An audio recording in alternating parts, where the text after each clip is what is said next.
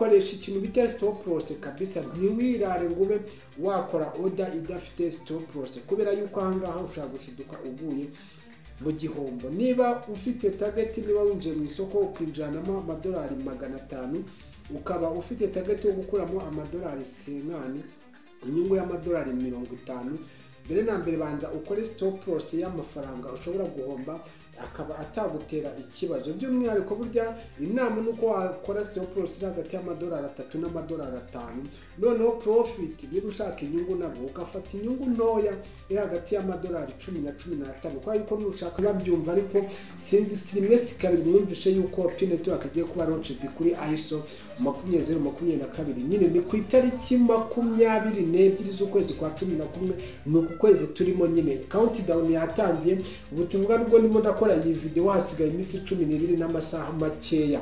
Reka rero turebe iyi launched ya P muri ISO 2022, turebe ngo ni iki kigiye guhinduka, ni iyihe mpinduka zigiye ko mu mushinga wa P-Network. Dore yuko ku isoko P-Network nta gaciro pe ifite, kuko makuru yacu y'uyu munsi reka tuyahere ku isoko ry'ivunjisha. By'umwihariko tugiye kureba uko ibiciro bihagaze. Tugiye gura kuri Bitcoin, n'umwami w'amafaranga koranabuhanga. Tuvuga na Bitcoin yamanutseho 0.43 iri ku 1,850 y'amadolari. Ethereum yo ngira ngo yamanutseho 0.83, ubwo ndimo nyine ndakora iyi video nugira ngo 0.84, bivuze yuko nyine ni gabanuka ridakabije cyane. Rero impamvu Bitcoin imanuka ayandi mafaranga nayo agakongoboka nuko ni umwami w'amafaranga korana buhanga. Ndi muri time frame y'umunsi. Niba nawe rero uri umutrader cyangwa se ukaba ucuruza amafaranga korana buhanga, muri iki kiganiro ndaza kukubwira strategy cyangwa se nanone ndaza kukubwira inama ushobora kuba wagendera mu rwego kugira ngo wirinde kuba wagwa mu gihombo. Bitcoin ivuye ku 110 mu minsi iri imbere, ubu tuvugana yaramanutse kubita ku 96,800, ubu ku 101 n'amafaranga 850, umva ko atangiye kuzamuka. Rero niba uri umucuruzi ushobora kwibeshya ukasanga uguye mu gihombo gikabije kubera yuko utarebye ibi bintu ngiye kukubwira. Mu mushinga wa P-Network naho dufitemo amakuru meza cyane, aho countdown muri ISO 2022 yatangiye. Nitwa Habibu, ni Habibu Crypto. Reba hano hasi ko wakanze subscribe, ndetse urebe ko wafunguye n'inzogera kugira ngo dusohoze video ujye uba uwa mbere. Niba rero ari ubwa mbere umbonye hano kuri screen yawe, kora subscribe kugira ngo tujye tubana mu biganiro byacu bya buri munsi. Tuvuga ku mafaranga koranabuhanga, by'umwihariko tukibanda ku mushinga wa P-Network ndetse na Sidara n'ibindi. Ni ukuvuga ngo niba uri umucuruzi w'amafaranga koranabuhanga, by'umwihariko ukaba ucuruza mu gice cya future trading, dore ibintu ugomba gukora. Icyambere, ikoresha ikintu bita stop loss kabisa. Ntiwirare ngo ube wakora order idafite stop loss, kubera yuko ahangaha ushaka gushiduka uguye mu gihombo. Niba ufite target, niba winjiye mu isoko ukinjiranamo amadolari 500, ukaba ufite target yo gukuramo amadolari 50, inyungu y'amadolari 50, mbere na mbere banza ukore stop loss y'amafaranga ushobora guhomba akaba atagutera ikibazo. By'umwihariko burya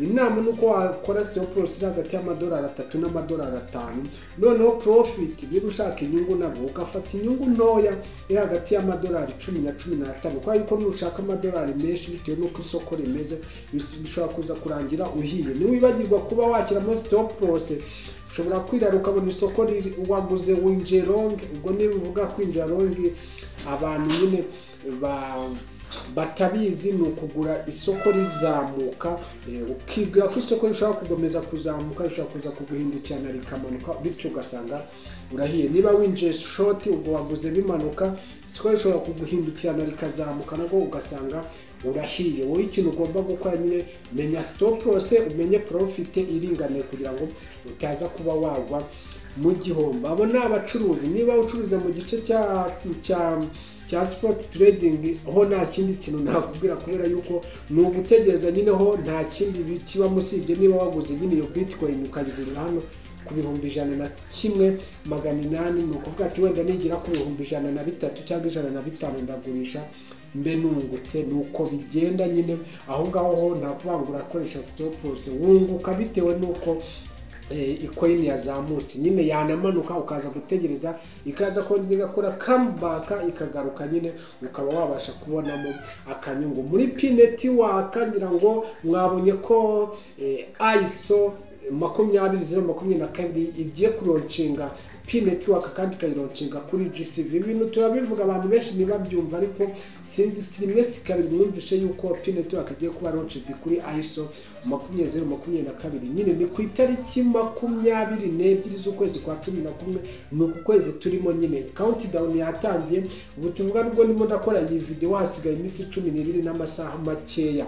Reka rero turebe iyi launched ya P muri ISO 20022, turebe ngo ni iki kigiye guhinduka, ni iyihe mpinduka zigiye ko mu mushinga wa P-Network. Dore yuko ku isoko P-Network nta gaciro pe ifite, kuko iri kuri 0.2 n'utundi duce turengaho. Wenda reka turebe yuko iyi ISO ishobora kuba yagira mu kuba isoko ryazamuka rya P-Network. Bityo niba uri umuholders ukaba warahisemo kuba wagura pizza ukazibika kugira ngo uzabone inyungu y'ejo hazaza, uhite nawe ubona inyungu mu buryo bwihuse. Gusa P-Network ni umushinga mwiza, P-Network ni umushinga ngira ngo kuwusobanura biragoye, kubera yuko niba iyi ISO igiye kuroncinga P-Network kuri GCV ku 314,159 by'amadolari, bivuze ngo n'ubundi aka niko gaciro ka P-Network. Gusa kubyemera kuri bamwe biragoye, ariko uko niko kuri, nuko igitinze nyine ari igihe cyonyine kigomba gusobanura ibintu. Ubundi baravuze ngo igihe ni umucamanza mwiza utabera, kandi iyo nyine igihe kigeze kirabikwereka gutya mu ntoki. Ushobora kububona nta kigenda P-Network ari ibintu biri ariko mu minsi mikeya nyine ukazabona ngo P-Network imeze gute, cyangwa se P-Network noneho irenze intekerezo zacu, irenze n'ubwenge bwacu. Reka turebe rero ko iyi ISO 20022 balaunched muri P-Network. Ubundi kabisa turebe ngo harashya rero kabisa, turebe ngo harashya. Ikindi kwa team irimo irakora ibishoboka byose kugira ngo nyine yubake ecosystem ifatika. P-Network murabizi nyine duhora tubivuga intego yayo. Igihe utari wamenya intego ya P-Network ngo ni iyihe, n'ubundi kumva uyu mushinga bizakugora. Igihe ukibaza ngo ese ngo P-Network ngo bizazamuka ryari, ngo bizongera gusubira ku idolari ryari, ntabwo uzi ngo P-Network ni iki, kubera ko ntabwo uzi ngo P-Network yubakiwe iki. P-Network ntabwo yubakiwe gukora trading nka za Bitcoin, za Ethereum, za Solana, za BNB, za XRP, za n'ibindi. Usibye ko XRP bura nayo irarenze inshuti yanjye. Niba utari unabizi, coin ya Ripple, XRP, XRM, izi coin ujye uzitondera, kubera yuko nazo buriya ziba mu cyo twita ISO 20022. Uzazitinyeraho guys, nukabone ngo ziri ku mafaranga make ugire ngo ni coin zoroshye. Niba ushaka no guholdinga, ugomba guholdinga zino coin, kubera yuko ni coin nziza cyane. Rero na P-Network igiyemo hano, bivuze ngo nyine n'ubundi izi ni coin zubakiwe transaction inshuti yanjye. Ni ugukora nyine mu bijyanye n'ubucuruzi nyambukiranya mipaka. Igihe utari wamenya ko umushinga wa P-Network ari uko wubakitse, uracyari inyuma, warasigaye. Aya ni amakuru mbambagejejeho, mbagira ngo twiganirire nka Bibu Kiruto, twungurane ibitekerezo, tugire akantu wenda twinjiza mu mitwe yacu. Rero ibitekerezo byawe nawe birakenewe, ugomba kuduha ibitekerezo ukatwandikira muri comment, biremewe, nta kintu bitwaye. Nshimira mwese mwahisemo kubana nanjye, muri inshuti nziza kabisa. Nimwe mutuma nkora video, nimwe mutuma imbaraga zo kuba nakora. Rero guys, wakoze kubana nanjye, wakoze kunkurikira. Yari amakuru nagira ngo tuganire kuri cryptocurrency, by'umwihariko turi ku isoko rihagaze ubu ngubu. Tuzahure mu yindi video ikurikira. Ndabakunda, ciao ciao, see you soon.